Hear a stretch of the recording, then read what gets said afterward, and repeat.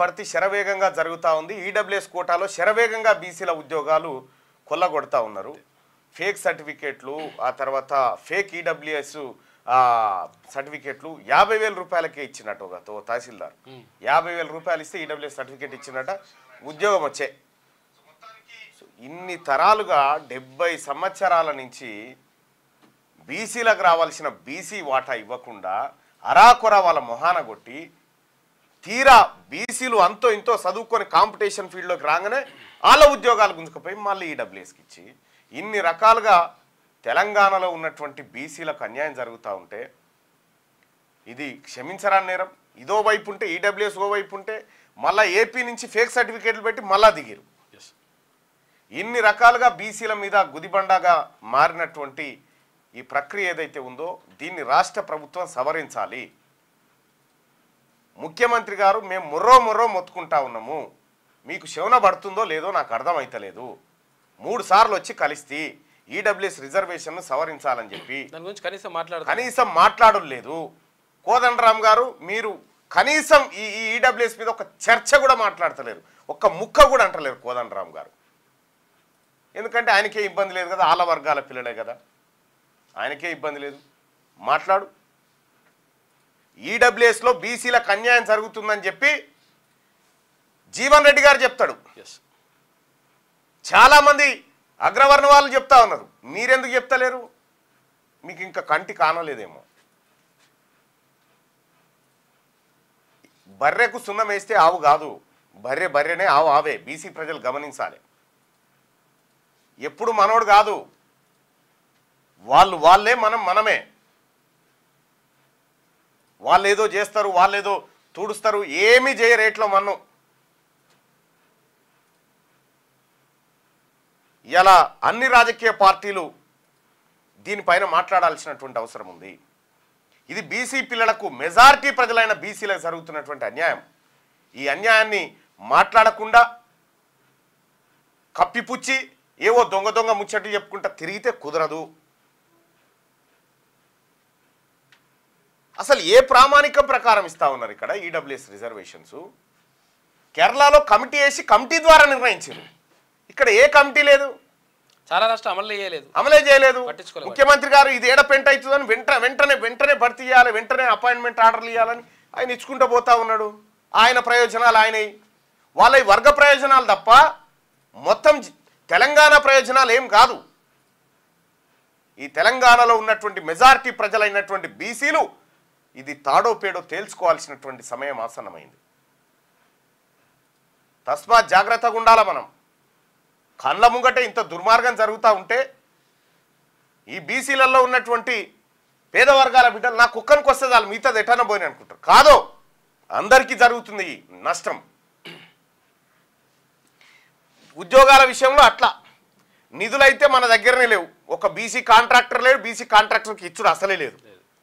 42% నిధులు బీసీ కాంట్రాక్టర్లకు, 42% కాంట్రాక్టులు వాళ్ళకి ఇస్తామని చెప్తే కాంట్రాక్ట్ ఇచ్చింది లేదు, వాళ్ళే పంచక తిన్నారు. ఎక్కడోడు అక్కడ ఇట్లా కుప్పలు పెట్టుకొని మరి మన దసరా పండుగ కనుక ఏటకూర కుప్పలు వేసుకున్నట్టు వేసుకొని పంచుకొని తిన్నారు. ఇప్పటిదాకా అయిన కాంట్రాక్ట్లు అన్నీ అవే. ఎంతమంది బీసీ కాంట్రాక్టర్లు ఉన్నారు చెప్పురు ఇప్పుడు చూద్దాం. కాంట్రాక్టర్లకు వీళ్ళకి నిధులు ఇచ్చుడు లేదు, వీళ్ళతో పనులు చేయించుడు లేదు. బీసీలు పనికి కాంట్రాక్టులు పడితేందుకు చేత కాకపోయా, ఉద్యోగాలు తీసుకోవడానికి చేత కాకపోయా, రాజకీయానికి చేత కాకపోయా, దేనికి మీకు ఓట్లు వేయడానికి మాత్రం చేతనైనారు. జెండా పట్టాలి. ఇదా ఏం దుర్మార్గం ఇది? నారాయణపేట జిల్లా, ఇదే మహబూబ్ నగర్లో నారాయణపేట జిల్లాలో ఉన్న బీసీలు ఎంతమంది, ఆ బీసీలకు ఏం దక్కింది? నారాయణపేట నియోజకవర్గాన్ని తీసుకుంటే ఇగో నారాయణపేట నియోజకవర్గంలో బీసీలు ఎంతమంది ఉన్నారు చూడ్రి. డీటెయిల్స్ ఆఫ్ అసెంబ్లీ ఎలక్షన్స్ ఏది నారాయణపేట అసెంబ్లీ కాన్స్టిట్యున్సీది. ఇక్కడ 2,13,330 మంది జనాభా ఉన్నారు. ఎంతమంది ఉన్నారు? 2,13,330 మంది జనాభా ఓటర్లు ఉన్నారు. ఇందులో 4 సార్లు ఎలక్షన్స్ అయినాయి నారాయణపేటకు. 4 సార్లు నారాయణపేట అసెంబ్లీకి ఇప్పటి వరకు ఎలక్షన్ అయితే 4కి 4 రెడ్డిలకే, 4కి 4 రెడ్డిలే ఆడ. పోనీ వాళ్ళ ఓట్లు ఎన్నున్నాయి అంటే రెడ్డిల ఓట్లు ఎన్నయ్యాయి 2,13,330 అంటే మొత్తం ఓసీల ఓట్లు 24,000 అయితే ఇలా రెడ్డిలే కనీసం 89,000 ఉంటాయి అంతే. 89,000 ఓట్లు ఉన్నటువంటి రెడ్డి గారు 4 సార్లు ఎమ్మెల్యే అయిండు. 1,43,144 మంది ఉన్నటువంటి బీసీలు 67%, 67.1% ఉన్నటువంటి బీసీలు, 1,43,144 మంది ఉన్న బీసీలు ఒక్కసారి ఎమ్మెల్యేగా నారాయణపేట ప్రజలకు, అక్కడ ఉన్న బీసీ ప్రజలకు ప్రాతినిధ్యం వహించలే. రాజకీయంగా జరిగినటువంటి దోపిడీ. ఇక జెడ్పీటీసీల విషయానికి వస్తే ఒకే ఒక్కటి నారాయణపేట అన్రిజర్వ్డ్ బీసీ ముదిరాజుకి ఇచ్చిరు. ఇక ఇంకొకటి కోయల్కొండ ఉంటే అన్రిజర్వ్డ్ ఉంటే ఓసీ రెడ్డి, ఇదేమో ఎస్సీ ఎస్టీకి రిజర్వ్ అయింది కాబట్టి వాళ్ళే. ఒక్కటే 1,43,144 మంది బీసీ ప్రజలకు ఒక్క జెడ్పీటీసీ ఉంటే 8-9 ఉన్నటువంటి రెడ్డిలకు 4 సార్లు ఎమ్మెల్యే, ప్రస్తుతం ఎమ్మెల్యే, తర్వాత ఒక ZPTC. Out of 4 mandals OCs got elected once and BC got elected once. The population of BCs in 5.8 times ఎక్కున్నారు that of OC, but still got elected for just 1 time. అంటే 5.8 times ఎక్కున్నా కూడా, ఇంతలు ఎక్కున్నా కూడా బీసీలకు దక్కింది ఏం లేదు. ఇక్కడ బీసీలకు పరిపాలన చేత కాదన్నట్టు, పరిపాలన చేత కాదా, పక్కకున్న తమిళనాడులో మంగళ ఆయన ఉత్సవ ఒప్పిస్తుండాడు, నాయ బ్రాహ్మణ బిడ్డ సిద్ధరామయ్య బీసీ. మొత్తం ఎంటైర్ భారతదేశంలో బీసీ ముఖ్యమంత్రి లేని ఏకైక రాష్ట్రం ఈ ఉమ్మడి ఆంధ్రప్రదేశ్, తర్వాత ఈ తెలంగాణ రాష్ట్రమే. తెలుగు రాష్ట్రాలు తప్ప ఏడగాలే. కాంట్రాక్టులు కూడా చేయరాదా బీసీలకు? ఎంతమందికి ఎన్ని కాంట్రాక్టులు ఇచ్చారు ఈ మధ్యకాలంలో? ఏం మారినట్టుంది? కేసీఆర్ హయాంలో కాంట్రాక్టులు పట్టినోలే కదా, కొత్త వాళ్ళు ఎవరు ఉన్నారు ఇడా? ఎవడన్నా కొత్తగా వచ్చిండా ఇడా? ఆయాల బీసీ కాంట్రాక్టర్లకు అన్యాయం జరుగుతుంది. బీసీల బిల్లులు పెండింగు, వాడు పని చేస్తే వానికి బిల్లులు ఇచ్చేది లేదు, వాడు ఆర్థికంగా చితికిపోయి కొత్త పని చేయకుండా వాడిని అట్లా నాశనం చేసి వడ్డీలో వేస్తే మిత్తి మీద వాడి చచ్చిపోలాడు. కాంగ్రెస్ పార్టీ అధికారంలోకి వస్తే మీ వర్గాలకు సంబంధించిన హామీలన్నీ నెరవేర్చుకుంటూ పోతా ఉన్నారు. ఎవరెవరికి ఏ హామీ ఇచ్చిరో, మీరు వస్తే ఈ పదవి ఇస్తాం, ఆ పదవి ఇస్తాం, ఈ కాంట్రాక్ట్ ఇస్తాం, అవన్నీ నెరవేరు. బీసీలకు ఇచ్చినటువంటి హామీ 10 నెలల నుంచి కనీసం ఇట్లా ఫైలు కదిలియకపోతుంది. ఏం అన్యాయం ఇది? ఇంత దుర్మార్గం ఉంటుందా అన్న? మీరు ఓపెన్గా చెప్పండి, ఇది బీసీలది కాదు ఈ ప్రభుత్వం అని చెప్పండి. మరి మా నాయకుడు రాహుల్ గాంధీ గారికి అదే చెప్తాం, అయ్యా మీరు చెప్పినటువంటి మాట ఇక్కడ ఇంప్లిమెంట్ అవుతలేదని చెప్తాం. రాహుల్ గాంధీ గారి మ్యాటరు, రాహుల్ గాంధీ గారు ఎక్కడన్నా మాట్లాడితే కనీసం మన పత్రికలలో ఫ్రంట్ పేజీలలో వస్తుందా? ఎందుకు వస్తలేదు రాహుల్ గాంధీ గారిది? లోపల పేజీల్లో ఎందుకు పడతా ఉంది?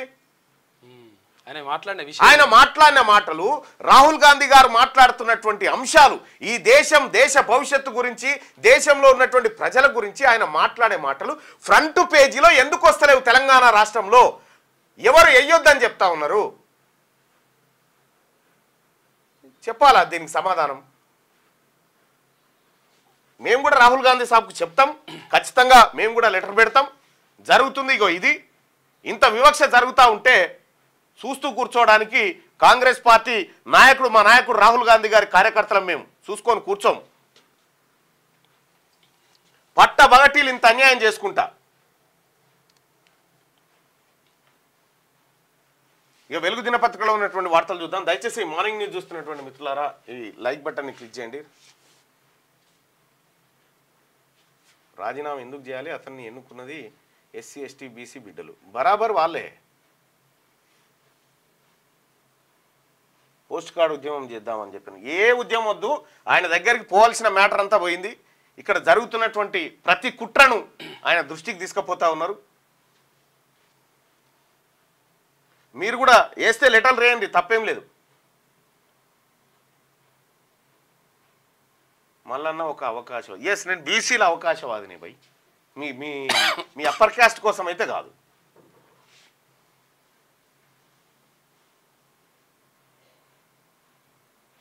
కాంట్రాక్ట్ల కోసం ఈ నాటకం పాలు కల్తీ ఏమైంది అంటాడు. ఇక ఏడు ఈయనకి బొమ్మ లేదు, గిమ్మ లేదు.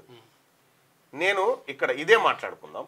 నీకు బీసీల ప్రేమ నిజమైతే ఆమరణ నిరాహార దీక్ష నేను ఎందుకు చేస్తారా భయ్? ఆమరణ నిరాహార దీక్ష మేము ఎందుకు చేస్తాం ఆమెను? మాది రాజ్యం ఇది, నిమ్మలంగా తిని కొట్లాడతాం.